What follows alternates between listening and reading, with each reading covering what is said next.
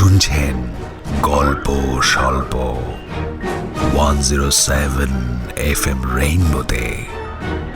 গল্প স্বল্প, গল্প স্বল্প। গল্পের সব চরিত্র কাল্পনিক, বাস্তবের সঙ্গে এর কোনো রকম মিল সম্পূর্ণ কাকতালীয়। চরিত্র ও ঘটনা বিন্যাস শুধুমাত্র শিল্প সৃষ্টির কারণেই নির্মিত। ধূমপান ও মদ্যপান স্বাস্থ্যের পক্ষে ক্ষতিকারক। FM রেইনবো কোনোভাবেই এটি সমর্থন করে না। 107 FM রেইনবোতে গল্প স্বল্প অরিজিনালসে আজ শুনবেন অলক্ষ্যে। লিখেছেন অভিজিৎ তরফদার। একদিকে স্বনামধন্য নেফ্রোলজিস্ট, অন্যদিকে সুপরিচিত জনপ্রিয় লেখক। বহুমুখী প্রতিভার অধিকারী লেখক অভিজিৎ তরফদার অনুপ্রেরণা পেয়েছিলেন সাহিত্যিক বিমল করের থেকে। ছোট গল্পকার হিসাবে আত্মপ্রকাশ করে 1997 সালে লেখেন প্রথম উপন্যাস মহাজাগতিক। এই উপন্যাস সম্মানিত হয় একাডেমি পুরস্কারে। 50টি গল্পের সংকলন সহ 10টি উপন্যাসের সংকলন এবং বহু জনপ্রিয় গ্রন্থের লেখক অভিজিৎ তরফদার। আজ আমাদের নিবেদন লেখক অভিজিৎ তরফদারের লেখা অলক্ষ্যে। গল্পের কথক অর্পণ, গল্পের সূত্রধার সৌমি। বিভিন্ন চরিত্রে সোমক, সুদীপ্ত, উজ্জ্বল, অর্ণব, রাজীব, কল্পলাল, প্রযুক্তি ও বাসু। শুরু হচ্ছে গল্প স্বল্প অরিজিনালস, অভিজিৎ তরফদারের লেখা অলক্ষ্যে।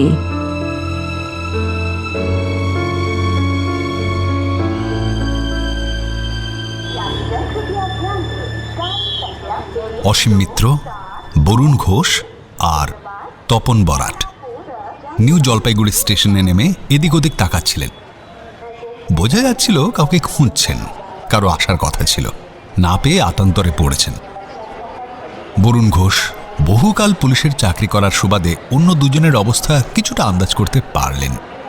নিজেই এগিয়ে গিয়ে হাতের চিঠিটা বাড়ি দিয়ে বললেন, আপনারও কি আমারই মতো চিঠি পেয়েই আসা হয়েছে? বরুণবাবুকে দেখে দুজনে যেন বেশ আশ্বস্ত হলেন। একে একে পকেট থেকে একই রকম আরও দুখানা চিঠি বেরোল। চিঠির বয়ান মিলিয়ে দেখা গেল হুবহু এক। এবারে বরুণবাবুর দিকে তপনবাবুর প্রশ্ন ধেয়ে এলো, এখন কি করা? কি আবার করা? এত দূর এসে তো ফিরে যাবার কোনো মানেই হয় না।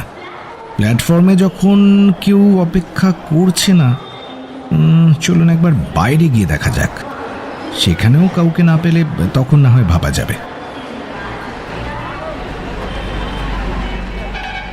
বাইরে বেরিয়ে কিন্তু দেখা গেল বরুণবাবুর ধারণাই ঠিক।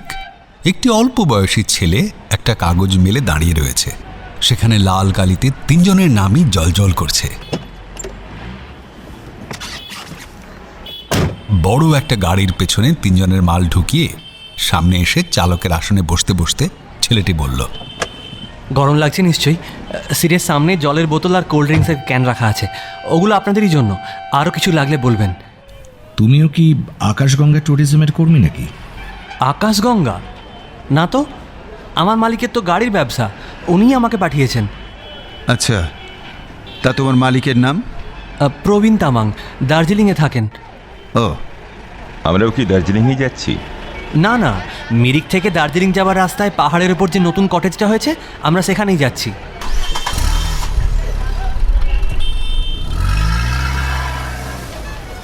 ট্রেন প্রায় 3 ঘন্টা লেট। আসার পথে ট্রেনের এসি বিকল হয়ে গেল। গলদঘর্ম অবস্থা। ভেবেছিলাম কলকাতার গরম থেকে কটা দিন আরামে পাহাড়ের কোলে কাটিয়ে আসব। আরম্ভটা যে ভালো হয়েছে এমন তো বলা যাবে না। কোল্ড ড্রিঙ্কসের ক্যানে চুমুক দিতে দিতে বরুণবাবু অন্য দুজনের হাত থেকে চিঠিগুলো নিয়ে পাশে ফেলে দেখলেন এক বয়ান। আমরা একটি ট্যুরিজম সংস্থা, প্রমোশনের জন্য মাঝে মাঝে সমাজের প্রতিষ্ঠিত মানুষদের নিয়ে আসি। এবারে আপনি মনোনীত হয়েছেন, আর সক্ষেত্রে আপনার অসামান্য অবদানই এই নির্বাচনের কারণ। আগামী শুক্রবার 22শে মে দার্জিলিং মেলের AC 2 কামরায় আপনার জন্য একটি বার্থ রিজার্ভ করা হয়েছে।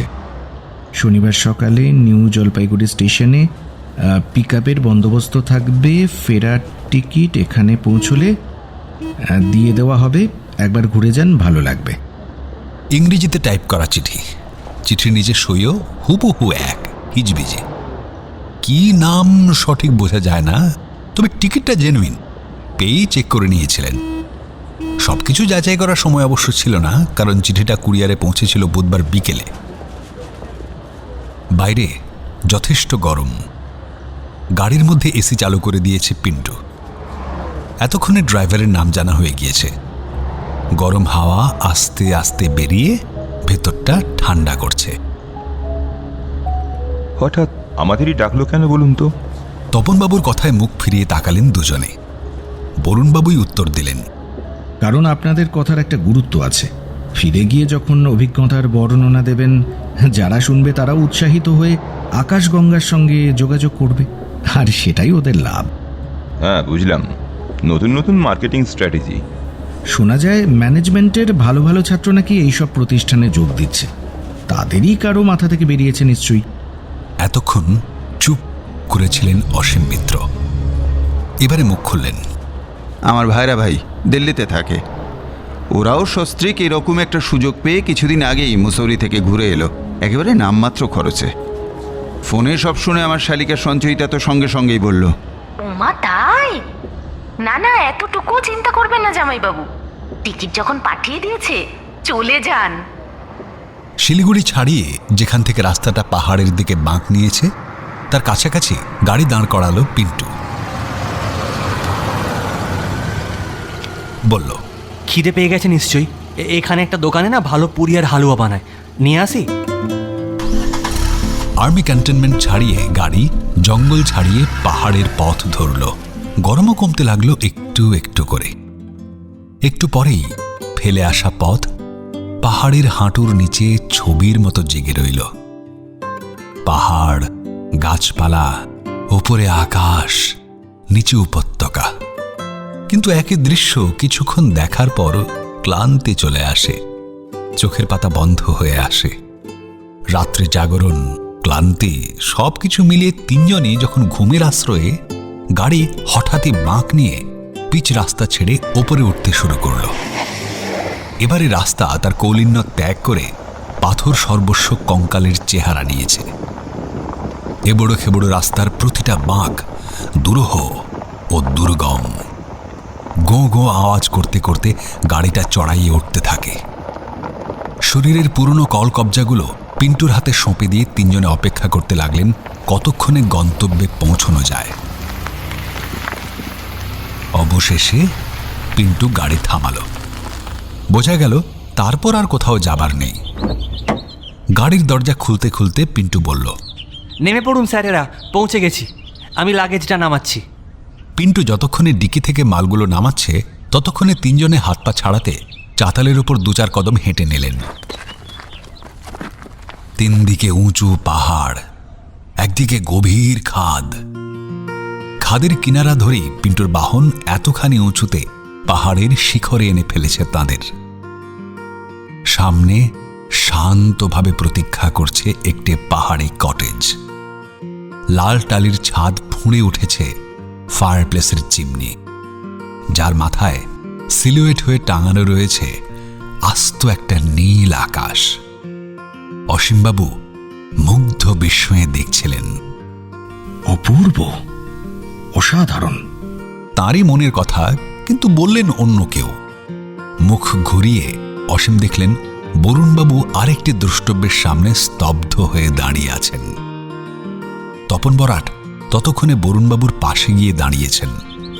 জিজ্ঞেস করলেন, অপূর্ব কেন বলছেন? ঘাসের লনে দাঁড়ানো গাড়িটার বনেটে হাত বুলোতে বুলোতে বরুণ ঘোষ জবাব দিলেন, 1968 মডেলের লাক্সারি গাড়ি। এই জিনিস আর দেখা যায় না। এর স্পেয়ার পার্ট এখন মহার্ঘ। কোম্পানির অফিসে অর্ডার দিয়ে আনাতে হয়। তেল খায় একেবারে হাতির মতো, কিন্তু এই গাড়ির জাতই আলাদা। পিন্টু দুজনের দিকে কাগজ আর পেন বাড়িয়ে দিয়ে বলল, একটা সই করতে হবে স্যার। সই? সই কেন? ওই আমি যে পৌঁছে দিয়ে গেলাম তার কাগজ মালিককে গিয়ে দিতে হবে। এখনই কেন? নিউ জলপাইগুড়ি স্টেশনে পৌঁছে সই করলেই তো হবে। কিন্তু আমি তো চলে যাব স্যার। তার মানে? মানে আমাকে বলা হয়েছে আপনাদের ড্রপ করে ফিরে যেতে। কি আশ্চর্য! আর ফেরা? আপনাদের ফেরা কবে? ঠিক বলতে পারবো না, কাল নইলে পরশু। ও চিন্তা করবেন না, মালিক ঠিকই গাড়ি পাঠিয়ে দেবে। তুমি আসবে? ও হতে পারে, আবার অন্য গাড়ি অন্য ড্রাইভারও আসতে পারে।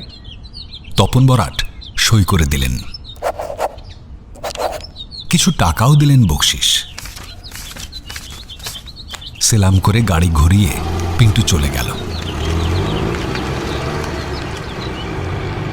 হঠাৎই একটা ঠান্ডা হাওয়া পাহাড়ের চূড়া থেকে নেমে পাক খেয়ে তিনজনকে একলা রেখে যেমন এসেছিল তেমনি বরফের দেশে উড়ে গেল। সামনে কটেজ, মনে হচ্ছে দরজাটাও আধ খোলা। বরুণবাবু আঙুল দিয়ে সামনে দেখালেন, চলুন ভেতরে যাওয়া যাক।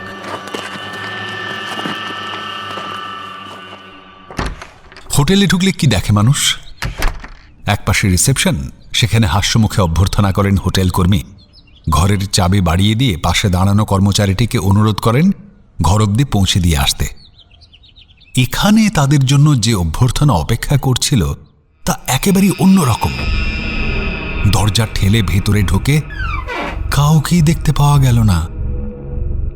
একপাশে রিসেপশন ডেস্ক, কিন্তু কোনো রিসেপশনিস্ট নেই। বদলে টেবিলের উপর পেপার ওয়েট চাপা দেওয়া একটা টাইপ করা চিঠি, উপরে তিনজনেরই নাম লেখা। অসীমবাবু হাতে নিয়ে পড়া শুরু করলেন। ওয়েলকাম টু কটেজ বৈতরণী। আমন্ত্রণ গ্রহণ করার জন্য ধন্যবাদ। আগে নিজের নিজের ঘরে গিয়ে ফ্রেশ হয়ে নিন। ডান দিকে ঘুরলেই পরপর 3টে ঘর, প্রত্যেক ঘরে অ্যাটাচড বাথ। বাথরুমে পরিষ্কার তোয়ালে, সাবান, টুথব্রাশ, শেভিং কিট রাখা আছে। স্নান টান সেরে চলে আসুন ডাইনিং রুমে। টেবিলে লাঞ্চ সার্ভ করা আছে। Relax and enjoy. আচ্ছা, কেউ কি আমাদের সঙ্গে মশকরা করছে বরুণবাবু? সেটা বুঝতে তো বেশি দেরি হওয়ার কথা নয়। চলুন তো যে যার ঘরে ঢুকে পড়ি, দেখা যাক কেমন রাজস্বিক অভ্যর্থনা আমাদের জন্য অপেক্ষা করছে। ঠিক আধ ঘন্টা পর খাওয়ার ঘরে তিনজন যখন মিলিত হলেন, বিস্ময়ের অভিঘাতে তিনজনেরই মুখে কথা ফুটতে বিলম্ব হল। বরুণবাবুই প্রথম মুখ খুললেন। তা কেমন মনে হলো ব্যবস্থাটা তপনবাবু? অসাধারণ, ভাবাই যায় না। বিছানার চাদর থেকে বাথরুমের টয়লেটারিজ, এক কথায় এ ক্লাস। টাওয়েলগুলো দেখেছেন? মনে হয় এক্ষুনি কিনে এনে কেউ সাজিয়ে রেখেছে। চলুন না হয় এবার দেখা যাক খাবার টেবিলে আমাদের জন্য কি সারপ্রাইজ অপেক্ষা করছে। ঢাকনা তুলতে তুলতে বরুণ ঘোষ বললেন, আরে বাপরে বাপ, সত্যি ইলাহি ব্যবস্থা। স্টার্টার থেকে শুরু করে মেইন কোর্স, বাবা! কেউ যেন অনেক পরিকল্পনার পর একটা একটা পদ রান্না করে সাজিয়ে রেখেছে। এক্সেলেন্ট। অসীম শেষ পাতে চকোলেট পুডিংটা চামচ দিয়ে কাটতে কাটতে বললেন, ডায়াবেটিস ধরা পড়ার পর এসব তো তুলেই রেখেছিলাম, একদিন খেলে কোনো দোষ হবে না, কি বলে না? খাওয়া শেষে মুখ হাত ধুয়ে বাইরে গিয়ে বসলেন তিনজনে। এক জায়গায় 3খানা গার্ডেন চেয়ার তাঁদের জন্যই কেউ যেন সাজিয়ে রেখেছিল। পেছনে পাহাড়ের ওপারে সূর্য অস্ত যাচ্ছে। সূর্য অস্ত গেলেই দ্রুত অন্ধকার নামবে, আর তখনই বরফ ঢাকা পাহাড়ের মাথা থেকে ছুটে আসবে কনকনে ঠান্ডা হাওয়া। তপন কথা শুরু করলেন, কি মনে হচ্ছে বরুণবাবু, কেউ কি মশকরা করছে? তা মনে হচ্ছে না। যেই ডেকে এনে থাকুক সে অত্যন্ত সিরিয়াস। 3জন 50 মানুষকে ডেকে এনে বিপদে ফেলার কোনো ইচ্ছেই তার নেই, বরং প্রত্যেকের সুবিধে অসুবিধের প্রতি তার যে পরিমাণ নজর, তার জন্য মানুষটাকে 100-100 দিতে আমার বিন্দুমাত্র আপত্তি নেই। একটা জিনিস কিন্তু আমার খটকা লাগছে। অসীম মিত্রর দিকে দুজনে ঘুরে তাকালেন। কি জিনিস? খাবার ঘরে একটাই টেবিল, সেখানে পরিপাটি লাঞ্চের আয়োজন। আমরা খেয়ে উঠে এলাম, ইঁটো বাসন কোসন উচ্ছিষ্ট যেমনকে তেমন পড়ে রইল। রাতের খাবার, তার কি ব্যবস্থা? মনে হয় সন্ধ্যের মুখে কেউ না কেউ আসবে। টেবিল পরিষ্কার করে রাতের খাবারের ব্যবস্থা করবে। হঠাৎই সূর্য ডুবে গেল, পাখির কলকাকলি স্তিমিত হয়ে এলো। ঠান্ডা হাওয়ায় কটেজের কাঠের দরজা ক্যাঁচ ক্যাঁচ করে খুলতে আর বন্ধ হতে লাগলো। জ্যাকেটের চিনটা গলা অব্দি টেনে দিয়ে তপন বরাট বললেন, চলুন ভেতরে যাওয়া যাক, দেখা যাক রাত্রির কটেজ আরও কি বিস্ময় নিয়ে অপেক্ষা করছে। ভেতরে ঢুকে পায়ে পায়ে সেইখানে এসে পৌঁছলেন যেখানে একটু আগেই দুপুরের খাওয়া শেষ করেছেন। না, টেবিলে থালা বাসন উচ্ছিষ্ট একইভাবে পড়ে রয়েছে। পরিষ্কার করবে এমন কাউকে তো দেখা যাচ্ছে না। ঘরটা যথেষ্ট বড়, ড্রয়িং কাম ডাইনিং রুম। খাবার টেবিলের দিকে না তাকিয়েও ড্রয়িং রুমে এগিয়ে যাওয়া যায়। একটা নিচু সেন্টার টেবিলের তিন পাশে সোফা, সেখানেই বসে একে অপরের দিকে দৃষ্টি বিছিয়ে দিলেন তিন অতিথি। উত্তর পাওয়ার জন্য অপেক্ষা করতে হলো না। হঠাৎই গম গম করে উঠল একটি স্বর। আশা করি আতিথেয়তায় আপনারা পরিতৃপ্ত। চমকে উঠেছিলেন তিনজনেই। কে কে কথা বলছে? কোথা থেকে ভেসে আসছে এই স্বর? আচ্ছা, এই স্বরের মালিক কি আমাদের দেখতে পাচ্ছে? প্রথমে ধাতস্থ হলেন বরুণ ঘোষ, অন্য দুজনকে আশ্বস্ত করলেন। সিসিটিভি, তার মানে আমাদের প্রত্যেকটা মুভমেন্ট আড়াল থেকে ক্লোজড সার্কিট টিভিতে কেউ নজর রাখছে। সেখান থেকেই কথা বলছে সেই মানুষ। এই ঘরেই ছোট কোনো মাইক্রোফোন আছে? না না, সিসিটিভির ক্যামেরা, মাইক্রোফোন আমরা তো কিছুই দেখতে পাচ্ছি না। কিন্তু অদৃশ্য সেই ব্যক্তি আমাদের সঙ্গে কিন্তু অলক্ষ্য থেকে কথা চালিয়ে যাচ্ছে। আমি আর এক মুহূর্ত এখানে থাকতে চাই না। উঠে দাঁড়িয়ে বললেন অসীম মিত্র। এ কি অসভ্যতা! আদর করে ডেকে নিয়ে আর কি হচ্ছে? চলুন, দেখুন, আপনারা যদি না যেতে চান আমি এখান থেকে চলে যাব, এখনই যাব। আবার অন্তরিক্ষ থেকে সেই স্বর ভেসে এলো। উত্তেজিত হচ্ছেন কেন মিস্টার মিত্র? এ পর্যন্ত আমাদের আতিথেয়তায় কোনো ত্রুটি দেখতে পেয়েছেন? থাকা, খাওয়া, নিয়ে আসা, কোনো জায়গায় এতটুকু অসুবিধা হয়েছে আপনাদের? কথা দিচ্ছি বাকি রাতটুকুতেও আমাদের সম্বন্ধে ধারণা বদলে যায় এমন কোনো কিছুই করা হবে না। বাকি দুজন অসীমবাবুকে টেনে বসিয়ে দিলেন। বরুণবাবু বললেন, কি পাগলামো করছেন? বাইরে অন্ধকার, পাহাড়ে সন্ধ্যার পরে গভীর রাত। এখন বাইরে যাওয়ার কোনো প্রশ্নই ওঠে না। তাছাড়া এটা তো সত্যি, এ অবধি আমাদের কোনো অসুবিধেই হয়নি। গুড, বুদ্ধিমানের মতো কথা। এবারে আপনাদের একটু কষ্ট দেব। সন্ধ্যার কফিটা নিজেদেরই বানিয়ে নিতে হবে। আমি অবশ্য গাইড করব। অলক্ষ্য কণ্ঠস্বরের দিকে তাকিয়ে বরুণ ঘোষ বললেন, ঠিক আছে, কফি তৈরি করার অভ্যেস আছে আমার। বলুন কোথায় কি রাখা আছে? আপনাদের ঠিক পিছনেই দেখুন একটা কাবার্ড রয়েছে। ভেতরে ইলেকট্রিক হিটার, কফি, চিনি, দুধ। হিটারে প্লাগটা লাগিয়ে সুইচ অন করুন। জল গরম হলে দুধ, চিনি, কফি মিশিয়ে নিন। 3টে কফি মাগও উপর করে রাখা আছে দেখুন। পাশে একটা কৌটোয় কুকিজও রয়েছে। মনে হয় অসুবিধা হবে না। বরুণবাবু উঠে জল গরম করে কাপে ঢেলে চিনি, কফি মিশিয়ে কৌটো থেকে বিস্কুট বের করে অন্য দুজনের হাতে দিয়ে সোফায় পা ছড়িয়ে বসতে বসতে অলক্ষ্যের মানুষটির উদ্দেশ্যে বললেন, থ্যাংক ইউ। বলছিলাম না, ধন্যবাদ না দিয়ে পারবেন না? বাইরে হঠাৎই গুড়গুড় করে আওয়াজ হলো। কফি থেকে মুখ সরিয়ে অসীম মিত্র বললেন, কিসের আওয়াজ? মনে হয় মেঘের গর্জন। মেঘ? একটু আগেও তো আকাশ পরিষ্কার ছিল।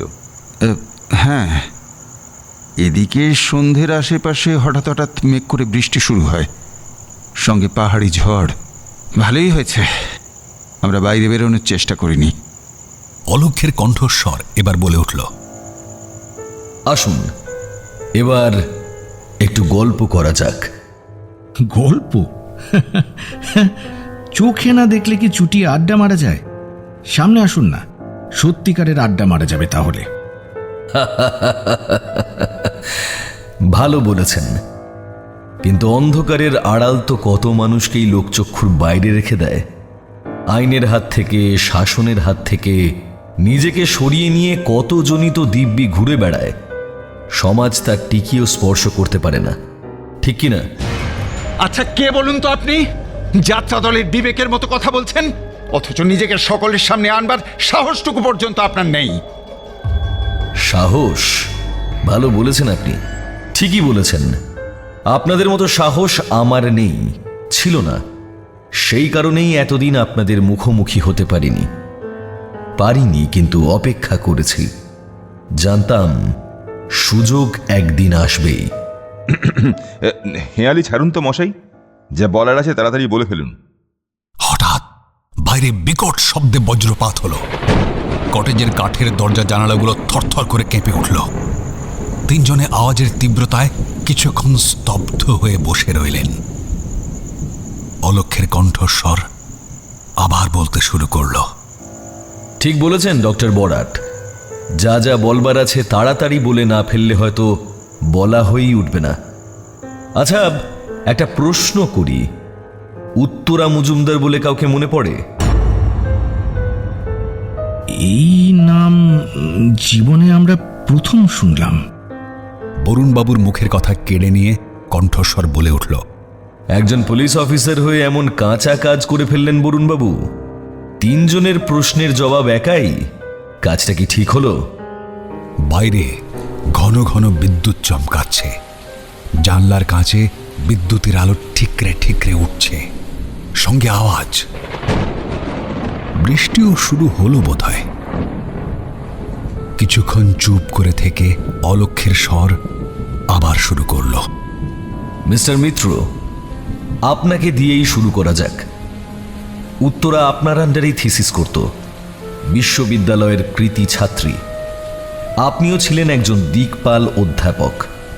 আপনার সঙ্গে ও যখন যোগাযোগ করল, আপনি ওকে নির্বাচন করতে দ্বিধা করেননি। দেখুন, উত্তরা অত্যন্ত সিনসিয়ার ওয়ার্কার ছিল। ওর কাজে, ওর ব্যবহারে আমরা সকলেই খুশি ছিলাম। এক্স্যাক্টলি, ও কখনো ফাঁকি দেয়নি, একটি দিনের জন্য অকারণে ছুটি নেয়নি। কনফারেন্সে আপনি যেসব পেপার প্রেজেন্ট করতেন, সেগুলো লেখা, পাওয়ার পয়েন্টে প্রিপেয়ার করা, সব তো উত্তরাই করে দিত, ঠিক কি না? একদম ঠিক। তাহলে ওর থিসিসের কমপ্লিশন দিনের পর দিন পিছিয়ে যাচ্ছিল কেন? 5 বছর পার হয়ে 6 বছরেও যখন ও আপনার পেছনে ঘুরে বেড়াচ্ছিল, আপনিও পিছলে পিছলে সরে যাচ্ছিলেন। কেন একটার পর একটা ছুতো তুলে আপনি থিসিসে সই করতে আপত্তি করছিলেন অধ্যাপক মিত্র? অত ভালো কাজ ইন্টারন্যাশনাল জার্নালে পাবলিশড হওয়ার মতো মান। আমি চাইব না একদম নিখুঁতভাবে সেটা যাতে লেখা হয়। সরি অসীমবাবু, আপনার সঙ্গে আমি সহমত হতে পারলাম না। আপনার কি মনে আছে লখনৌ কনফারেন্সে উত্তরা পেপার পড়ার পর ঠিক কি ঘটেছিল? অসীমবাবুকে জবাব দেওয়ার জন্য কিছুক্ষণ সময় দিয়ে অলক্ষ বলতে শুরু করল। উত্তরার প্রেজেন্টেশন হাইলি অ্যাকনলেজড হয়েছিল। অনেকেই পোস্ট ডক করার জন্য ওকে আমন্ত্রণও জানাচ্ছিলেন, কিন্তু ডক্টরেট হলে তবে না পোস্ট ডক। ও সরাসরি আপনার কাছে জানতে চেয়েছিল ওর ভবিষ্যৎ। আপনি জবাব না দিয়ে গাড়ি ঘুরিয়ে শটান চলে গিয়েছিলেন হোটেলের ঘরে। উত্তরাকে স্তম্ভিত করে এমন প্রস্তাব দিয়েছিলেন যা ওর পক্ষে মেনে নেওয়া সম্ভব ছিল না। এই থিসিসের যাবতীয় ক্রেডিট অথর আপনি হতে চেয়েছিলেন। উত্তরা মানতে পারেনি, ভয় দেখিয়েছিলেন ক্যারিয়ার শেষ করে দেওয়ার। নিজের জীবনের সবচেয়ে বড় কাজ চোখের সামনে চুরি হয়ে যাওয়া মেনে নিতে পারেনি উত্তরা। মাথা নিচু করে সোফায় বসেছিলেন অসীম মিত্র, নিরুত্তর। কিছুক্ষণ চুপ করে থেকে আবার যখন অলক্ষ বলতে শুরু করল, সেই দৃঢ়তা আর যেন কণ্ঠস্বরে নেই। উত্তরা বুঝে গিয়েছিল পোস্ট ডক দূরের কথা, ডক্টরেটও তার ইহজীবনে করা হয়ে উঠবে না। নতুন করে গাইড বদল করে রেজিস্ট্রেশন রিনিউ করে থিসিসের কাজে ঝাঁপানো আর সম্ভব নয়। জীবনের প্রতি বিতৃষ্ণা এসে গিয়েছিল উত্তরার। নিজেকে শেষ করে ফেলার সিদ্ধান্ত নিয়ে ফেলেছিল উত্তরা। শেষ কথাগুলো বাইরে ঝোড়ো হাওয়া আর মুহুর্মুহু বজ্রপাতের আওয়াজে ভালো করে শোনাই গেল না। আচ্ছা ডক্টর বরাট, আপনার কাছে তো উত্তরা সবই বলেছিল। ইচ্ছে করলে সেগুলো তো আপনি তদন্তের সময় প্রকাশও করতে পারতেন, করলেন না কেন? কিছুই বলেনি উত্তরা। 90% বার্ন নিয়ে উত্তরা ভর্তি হয়েছিল। ওই অবস্থায় কেউ কিছু বলার পরিস্থিতিতে থাকে না। যন্ত্রণা থেকে রেহাই দেওয়ার জন্য ওকে হাই ডোজে ঘুম পাড়ানোর ওষুধ দেওয়া হয়েছিল। 3টে দিন মাত্র বেঁচেছিল উত্তরা। কোনো ডাইং ডিক্লারেশনও দিয়ে যেতে পারেনি। মিথ্যে কথা! ও সমস্তই বলেছিল আপনার কাছে। শুধু তাই নয়, যাতে ওর বক্তব্য আপনি পুলিশকে জানান সেটা অনুরোধ করেছিল। আপনি কোনো কথাই রাখেননি। এমনকি ওকে বাঁচানোর জন্য যে আপনি ঠিকমতো চেষ্টা করেছিলেন তাও আমার বিশ্বাস হয় না। এটা আমি মানতে পারলাম না। 90% বার্নে কেউ বাঁচে না, উত্তরাও বাঁচেনি। তাহলে বাকিটা আপনি মেনে নিচ্ছেন তো ডক্টর বরাট? সাক্ষী ছিল যে মেয়েটা, যে উত্তরার পাশে সারাদিন থাকতো, অ্যাটেন্ডেন্ট, কি যেন নাম? হ্যাঁ, মনে পড়েছে, সুধা, সুধা রানী মণ্ডল। ওর কাছ থেকেই পরে আমি সমস্ত জানতে পেরেছিলাম। আরও একটা কথা আপনাকে স্মরণ করিয়ে দিই, অসীম মিত্র আর আপনি, আপনারা দুজনে ছিলেন ইলোরা ইনস্টিটিউশনে সহপাঠী। সেখানেই শেষ নয়, আপনার একমাত্র মেয়ে চয়নিকা আর অধ্যাপক মিত্রর ছেলে সুবীরের বিয়ের সমস্ত আয়োজন তখন সম্পূর্ণ। আপনার পক্ষে অসীমের বিরুদ্ধে কোনো রকম সাক্ষ্য দেওয়া ছিল অসম্ভব। ঝড় ক্রমশ তীব্র হচ্ছে। প্রবল আক্রোশে প্রকৃতি যেন কটেজের প্রতিটা কড়ি বর্গা উপড়ে ফেলতে চাইছে। আজই যেন প্রলয়ের শেষ রাত। পৃথিবীর ধ্বংস অনিবার্য। সেই সুধাকেও আপনি সরিয়ে দিলেন বরুণবাবু। বাজে কথা, পুরোপুরি বাজে কথা। সুধা সুধা অ্যাক্সিডেন্টে মারা গিয়েছিল। সেইভাবেই ঘটনাটা দেখানো হয়েছিল। আমি যেদিন খুঁজতে খুঁজতে সুধার কাছে যাই, সোনারপুরে ওর ছোট ঘরটায় বসে উত্তরার শেষ দিনগুলোর কথা জানতে পারি, তার 3 দিন পরেই ওর ক্ষতবিক্ষত দেহ রেল লাইনের ধারে পাওয়া যায়। অ্যাক্সিডেন্ট। এইভাবেই পুলিশ সাজায়, কারণ উত্তরার ঘটনার তদন্তে যে পুলিশ অফিসার ছিলেন তার নাম বরুণ ঘোষ। তাঁরই নির্দেশে সুধারানী মণ্ডলের মার্ডার কেসটা অ্যাক্সিডেন্ট হিসেবে দেখিয়ে ফাইল ক্লোজ করে দেওয়া হয়। কি আবোল তাবোল বকছেন? প্রমাণ করতে পারবেন? না, পারবো না। এতখানি নিপুণতার সঙ্গে সেই হত্যাকাণ্ডটি সংঘটিত হয় যে কোথাও কোনো প্রমাণ থাকে না। সুধারানী মণ্ডল নামক ব্যক্তিটি পৃথিবী থেকে মুছে যাবার সঙ্গে সঙ্গে উত্তরা হত্যাকাণ্ডের শেষ প্রমাণটিও বিলুপ্ত হয়ে যায়। দেখুন, যে কোনো ইনভেস্টিগেশনে যার ওপর সব থেকে জোর দেওয়া হয় তা হলো মোটিভ।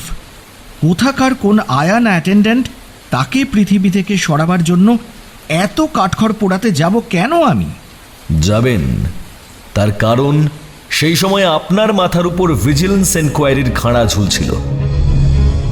ডিসপ্রপোর্শনেট অ্যাসেট, যার চালু নাম DA, সেই কেসে আষ্টে পৃষ্ঠে জড়িয়ে গিয়েছিলেন আপনি। সল্টলেকে ফ্ল্যাট, বারুইপুরে বাগানবাড়ি, ছুটি কাটাতে মলদ্বীপ, উইকেন্ড হলেই 5 স্টার হোটেলে পার্টি, এসব কি সাধারণ সরকারি চাকুরের পক্ষে সম্ভব? প্রশ্নটা অনেকদিন থেকেই উঠছিল। বিভাগীয় তদন্তে আপনার বিরুদ্ধে দোষ প্রমাণও হয়ে গিয়েছিল, শুধু শাস্তি ঘোষণাটা বাকি ছিল। আর ঠিক সেই সময় উত্তরার কেসটা আপনার হাতে এসে গেল, তাই না? উত্তরার কেসটার সঙ্গে আমার বিরুদ্ধে এনকোয়ারির যোগসূত্রটা একেবারেই দাঁড়াচ্ছে না মিস্টার ইনভিসিল। আমি সাহায্য করছি। আপনার ফাইলটায় শেষ সই যার হাতে হবার কথা, হারাধন চট্টোপাধ্যায়, গণ্যমান্য আধিকারিক, তার একমাত্র মেয়ে সুরভি তখন ডক্টর বরাটের আন্ডারেই ভর্তি। ভাতের ফ্যান পুড়ে সুরভির মুখের একপাশ পুড়ে গিয়েছিল। কসমেটিক সার্জারি করে সুরভির আগের চেহারা ফিরিয়ে দেবার নিশ্চয়তা দিয়েছিলেন ডক্টর বরাট। হারাধন জানতেন বরাট বাগাড়ম্বর করার মানুষ নন, তার আদরের মেয়ে সুরভিকে যে ডক্টর বরাট সারিয়ে তুলবেনি সে ব্যাপারে 100% নিশ্চিত ছিলেন দুঁদে অফিসার হারাধন চট্টোপাধ্যায়। কি ঠিকঠাক বলছি তো?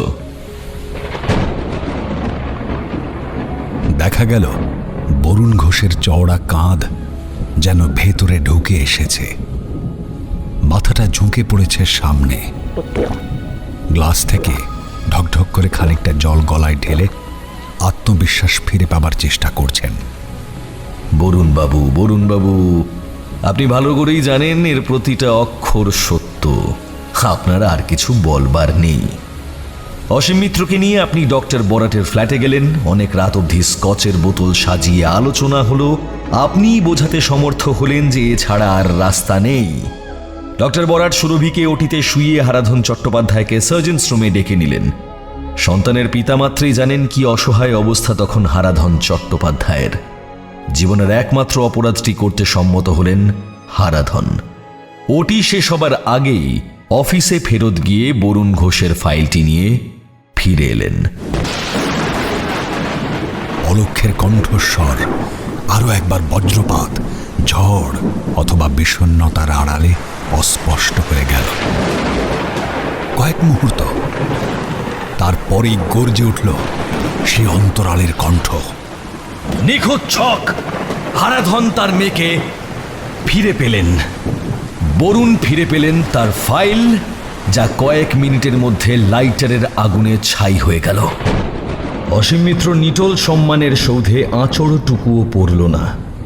তপন বরাট প্লাস্টিক সার্জন হিসেবে নতুন নতুন উচ্চতায় আরোহণ করতে লাগলেন। হারিয়ে গেল সুধা নামের একটি অকিঞ্চিতকর প্রাণ, মুছে গেল উত্তরার যাবতীয় স্বপ্ন। কড়কড় করে বজ্রপাত হলো, থরথর করে কেঁপে উঠল পাহাড়ি কটেজ। তিন পুরনো বন্ধু অসীম মিত্র, বরুণ ঘোষ আর তপন বরাট একে অপরকে আঁকড়ে ধরে প্রার্থনা করতে লাগলেন এই প্রলয়ের রাত যেন দ্রুত ফুরিয়ে যায়। অলক্ষর কণ্ঠস্বর এখন অনেক শান্ত। তখন থেকে আমি আপনাদের সঙ্গে সঙ্গে থেকেছি।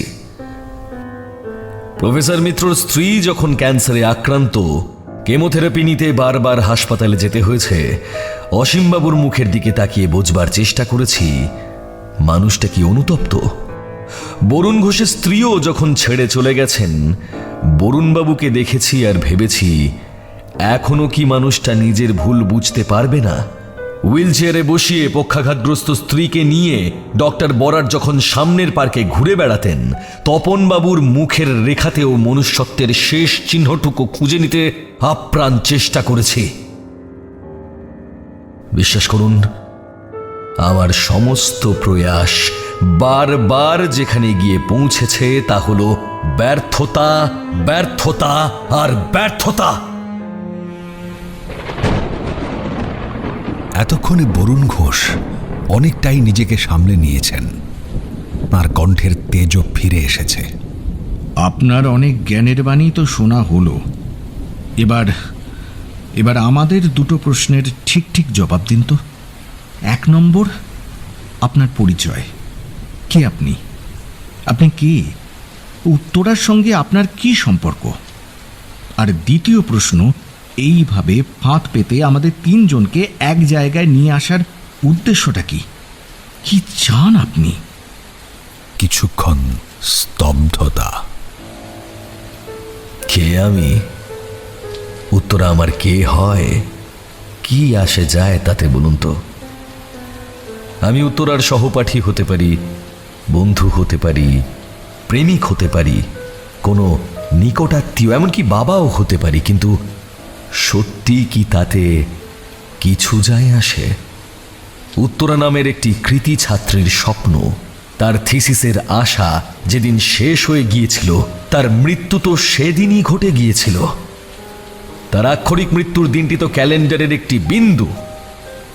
একইভাবে সুধা, সেও তো কারো মা, কারো স্ত্রী, কারো বোন, তারও তো বাঁচার অধিকার ছিল। 3টি বিষময় মস্তিষ্কের সিদ্ধান্তে তাকেও হঠাৎ পৃথিবী থেকে চলে যেতে হলো। কেউ জানতেও পারলো না তার কি অপরাধ। আহ! অলক্ষের স্বরের শেষটুকু হাহাকারের মতো শোনালো। বাইরের দ্বিগুণ তেজে বৃষ্টি এলো। জানলার শাসিতে প্রবল বৃষ্টির স্রোতে চরাচর মুছে যেতে লাগলো। তাহলে আপনারা তিনজন, অসীম মিত্র, বরুণ ঘোষ আর তপন বরাট, আপনারাই বিচার করুন আপনাদের কি শাস্তি হওয়া উচিত। পৃথিবীর কোনো বিচারালয়ে কোনো সর্বোচ্চ ন্যায়াধীশ আপনাদের শাস্তি দিতে পারবেন না, কারণ কোনো প্রমাণ নেই। কিন্তু অপরাধ করবেন, দুটো নিরপরাধ মানুষের অস্তিত্ব পৃথিবী থেকে মুছে দেবেন, সংগঠিত হত্যাকাণ্ড ঘটাবেন, আর আপনাদের শাস্তি হবে না, তা কি কখনো হতে পারে? না। কে শাস্তি দেবেন? আপনি? হ্যাঁ, আমি দেব মিস্টার ঘোষ। একটু আগেই আপনারা কফি খেয়েছেন। আপনি কফি তৈরি করে বাকি দুজনকে খাইয়েছেন আর নিজেও খেয়েছেন। সর্পগন্ধা গাছের নাম শুনেছেন? বৈজ্ঞানিক নাম রাউলফিনা সার্পেন্টাইনা। সেই গাছের নির্যাস থেকে একটি ওষুধ তৈরি হয় যার নাম রেসারপেন, যা অল্প মাত্রায় প্রয়োগ করে মানুষের রক্তচাপ কমানো হয়। সেই নির্যাসই অনেক বেশি মাত্রায় রক্তে মিশলে রক্তচাপ কমতে থাকে, কমতে কমতে কমতে কমতে এমন পর্যায়ে পৌঁছে যায় যে মস্তিষ্ক কাজ করা বন্ধ করে দেয়, ব্রেন ডেথ। তারপর একে একে শরীরের অন্যান্য অঙ্গ প্রত্যঙ্গ কাজ থামিয়ে দেয়, মানে মৃত্যু। সহজ সরল অনাড়ম্বর মৃত্যু।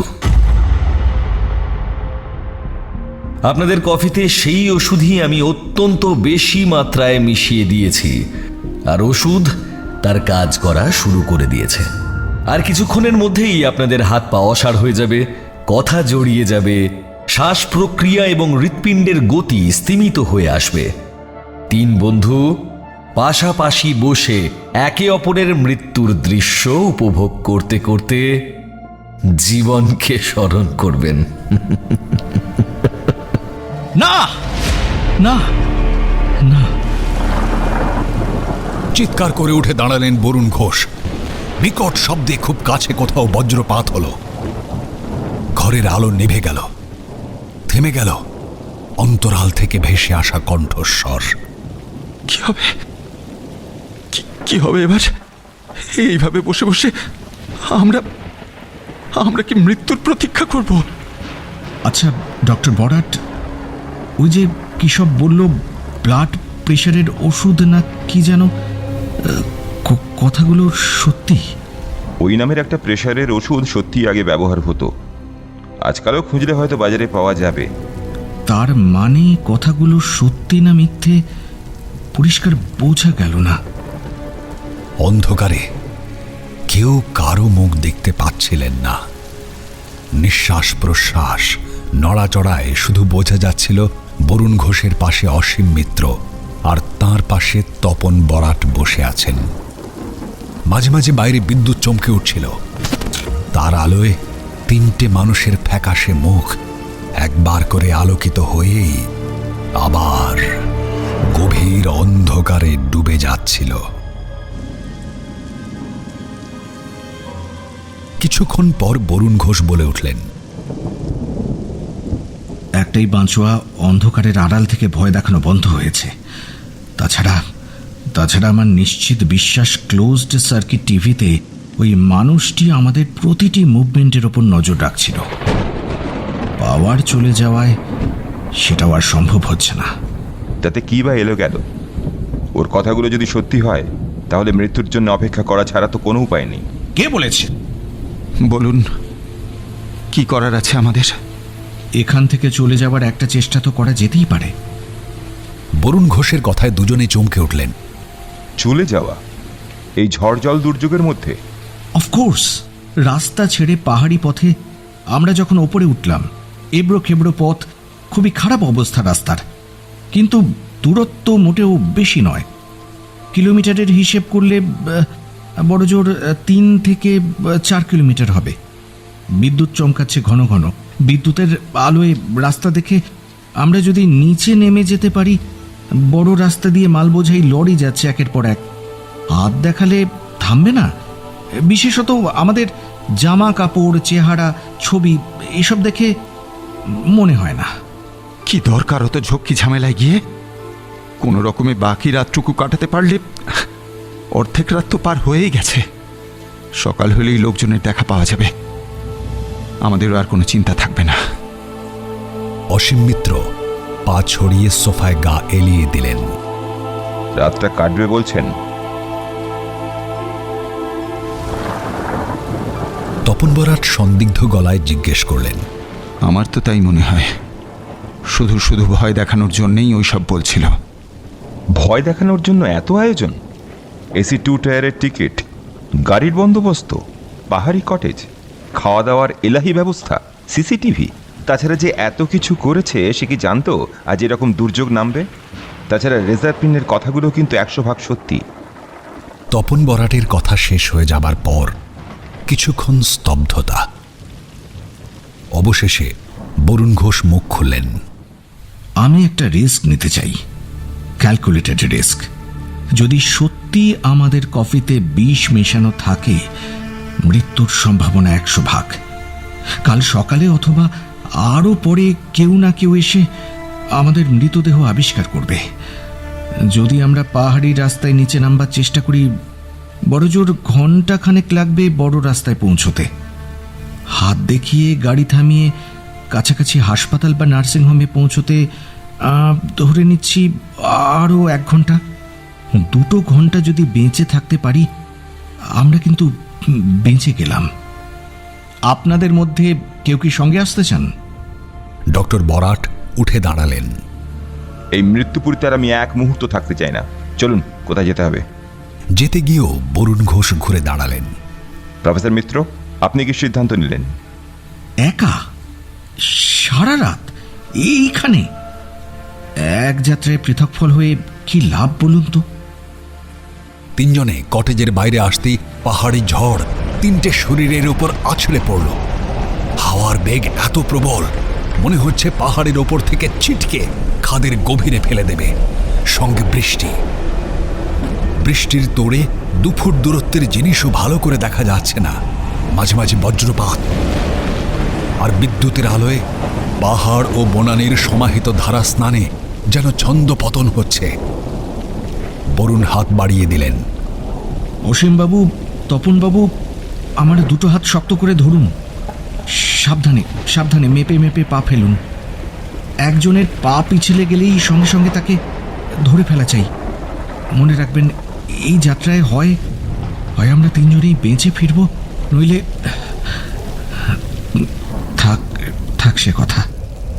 কটেজের বাইরে অল্প একটু সিমেন্ট বাঁধানো চাতাল, তারপরেই ঘাসের লন। রাস্তা যেখানে গেটের নিচে বাঁক নিয়েছে সেই অবধি গিয়ে দাঁড়িয়ে পড়লেন বরুণ।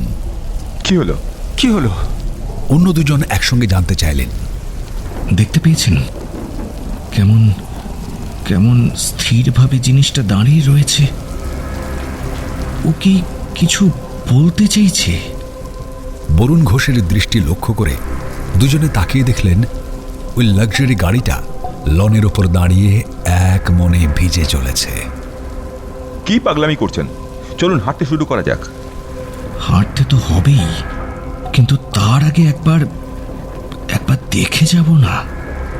কোনোভাবে ওই যন্ত্রটাকে যদি চালু করা যায়, তাহলে আর রাস্তায় নেমে হাত দেখিয়ে গাড়ি দাঁড় করাতে হবে না।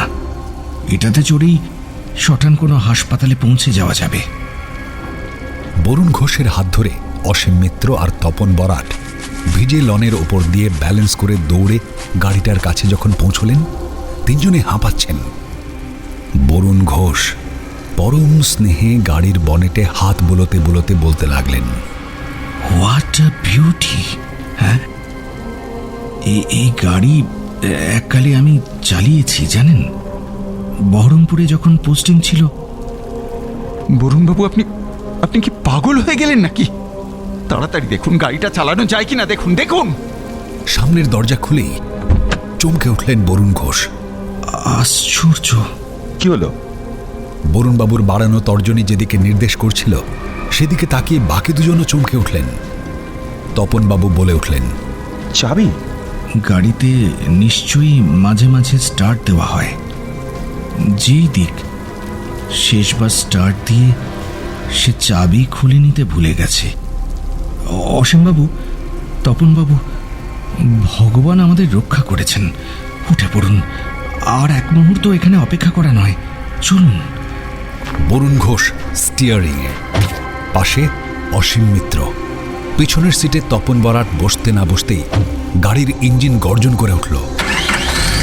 হেডলাইটের তীব্র আলোয় ছিন্ন বিচ্ছিন্ন হয়ে গেল পাহাড়ের অন্ধকার। গাড়িটা লন পার হয়ে রাস্তায় উঠল, তারপর একটা চক্কর কেটে খড়খড়ে পাহাড়ি রাস্তা ধরল। যেতে যেতে মুখ ফিরিয়ে মিত্র এবং বরাট ফেলে আসা কটেজটাকে দেখলেন। অন্ধকারে চুপচাপ দাঁড়িয়ে বৃষ্টিতে ভিজে চলেছে বাড়িটা। একটা স্বস্তির নিঃশ্বাস দুজনের বুক থেকে বেরিয়ে ঝোড়ো বাতাসে মিশে গেল।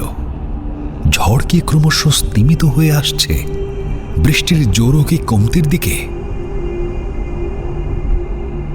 নিচে অনেক দূরে বড় রাস্তায় গাড়ির আলো পাক খেতে খেতে পাহাড় বেষ্টন করে এগিয়ে যাচ্ছে।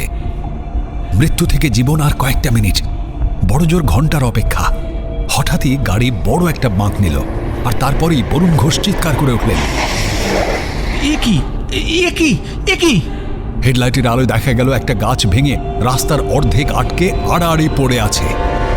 রাস্তার যে পাশটা খোলা তার নিচেই গভীর খাদ, কিন্তু যেটুকু খোলা সেখান দিয়ে গাড়ি যাওয়া সম্ভব।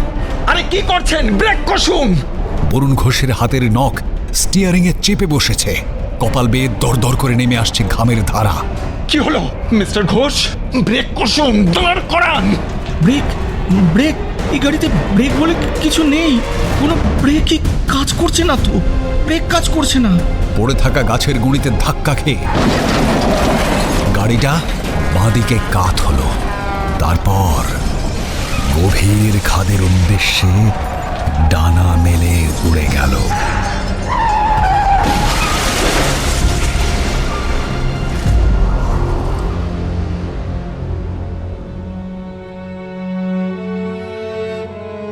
কেসটা ক্রাইম মিটিংয়ে একদম শেষে রাখা ছিল। খুবই সেন্সিটিভ কেস। সমাজের 3 জন প্রতিষ্ঠিত মানুষের ওই রকম অকস্মাৎ মৃত্যু, তাও দুর্ঘটনায়, কেউ যেন মেনে নিতে পারছিল না। মিডিয়া অনেক দিন অবধি হইচই করেছিল। আজ ইনভেস্টিগেটিং অফিসার অনিরুদ্ধ চৌধুরী তার তদন্তের সামারি জানাবেন।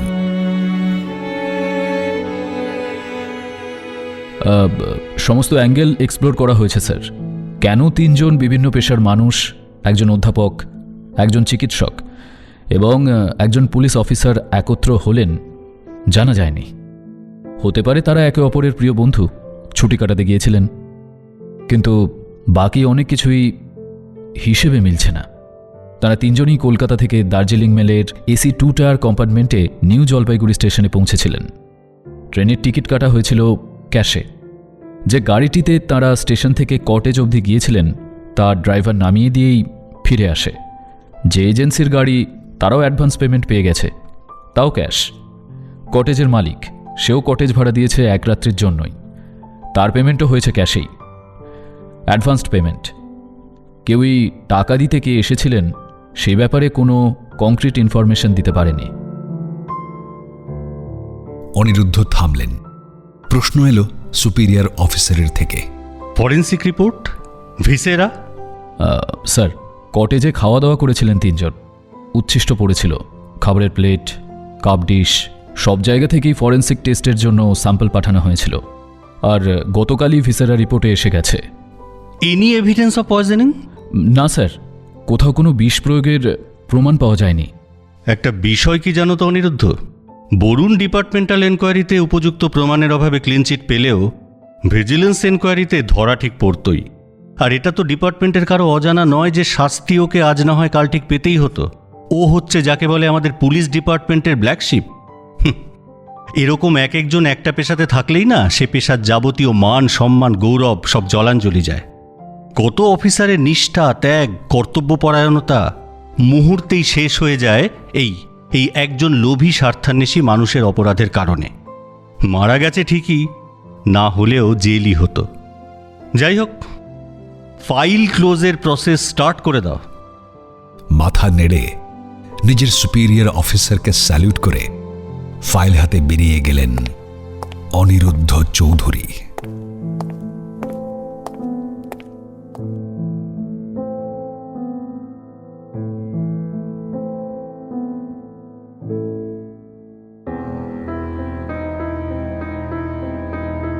ওয়ান FM রেইনবোতে গল্প স্বল্প অরিজিনালসে আজ শুনলেন অলক্ষ্যে, লিখেছেন অভিজিৎ তরফদার। গল্পের কথক অর্পণ, গল্পের সূত্রধার সৌমি, বরুণের ভূমিকায় Somak, Tapan Ujjwal, Asim Sudipta, Pintu Arnab, inspector Aniruddha Rajib, superior officer Kalpalal, শালিকা প্রযুক্তি এবং অপরিচিত কণ্ঠস্বরের ভূমিকায় বাসু।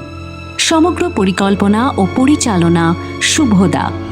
শুনলেন গল্প স্বল্প।